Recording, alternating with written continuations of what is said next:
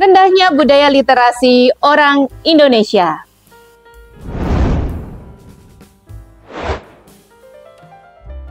Rendahnya budaya literasi orang Indonesia ini ternyata memiliki efek domino yang cukup panjang.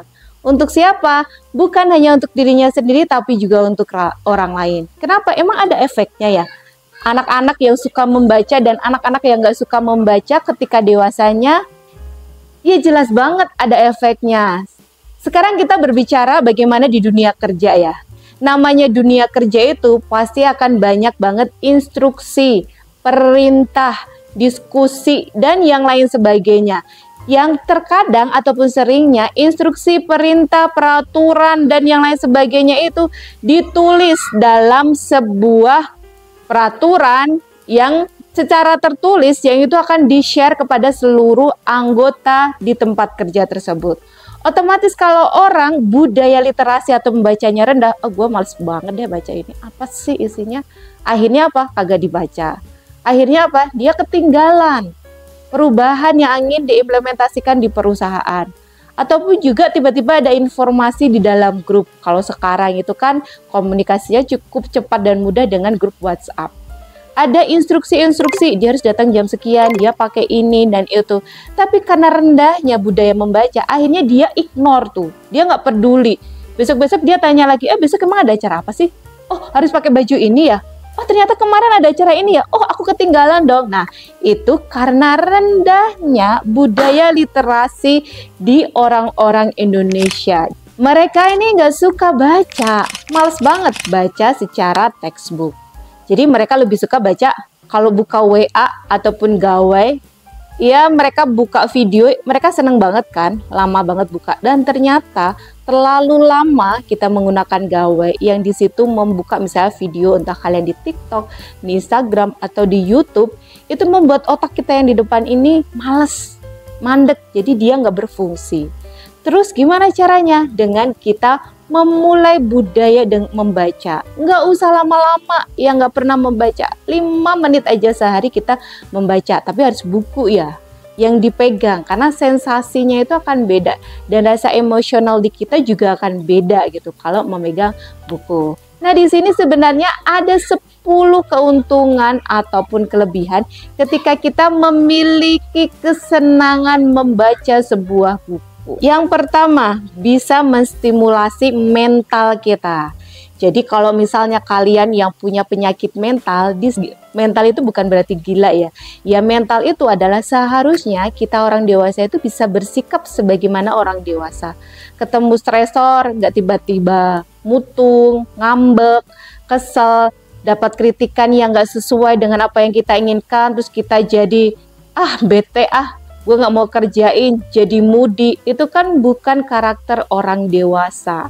Terus keuntungan yang kedua, stress reductions atau mengurangi stres kita.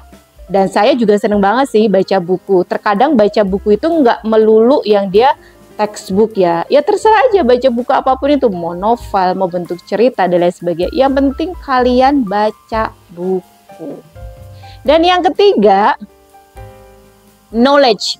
Jelas banget dong, orang kalau banyak knowledge, banyak pengetahuan, ketika ngobrol dengan siapapun atau ketika dia memotret sebuah permasalahan dan problem, di kepalanya ini punya banyak banget informasi yang akhirnya membuat orang tersebut bisa bersikap secara bijaksana, mengambil keputusan secara tepat. Yang keempat, kita jadi memiliki vocabulary ataupun sumber kata-kata yang banyak. Otomatis ini terkait dengan komunikasi. Komunikasi minimal dengan diri kita sendiri. Bagaimana kita bisa mengerti dan memahami diri kita sendiri. Bisa dibayangin dong, kalau memang sumber kata-kata kita sangat sedikit, maka yang keluar apa? Ya semua kebun binatang dikeluarin. Ataupun hal-hal lain yang sebenarnya kalau kita dengar itu nggak nyaman dan nggak enak sama sekali. Yang kelima, memory improvement. Dengan membaca, kita akan menstimulus bagian otak kita yang terkait dengan memori. Akhirnya kita akan meninggalkan orang lupaan.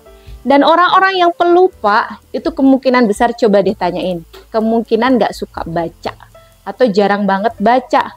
Makanya dia jadi pelupa. Kita baru aja ngomong apa, kemudian kita ulangin lagi. Kemarin dia baru aja ngomong janji apa, minggu depannya ditagih dia udah lupa lagi. Karena apa? Karena dia nggak suka baca. Jadi kemampuan memorinya jadi rusak dan nggak terpakai. 6. Memiliki strong analytical skill. Jadi kita akan memiliki kemampuan berpikir secara analitis yang kuat. Analitis itu apa sih? Sebenarnya kemampuan berpikir untuk menganalisa, untuk melihat sebuah problem, sebuah permasalahan, sebuah sudut pandang. Akhirnya kita bisa menganalisa dan melihat, oh ternyata ini tuh karena ini. Jadi nggak mudah menyalahkan. Dan yang ke-7, membaca ini bisa meningkatkan fokus dan konsentrasi. Dan terkadang fokus itu nggak berjam-jam kok.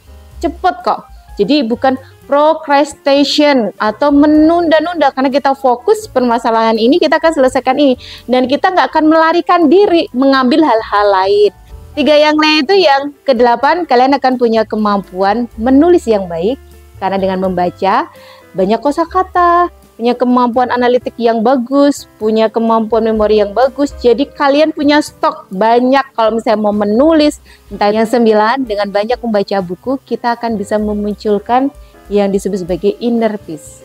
Ataupun ketenangan dan kedamaian di dalam diri kita sendiri.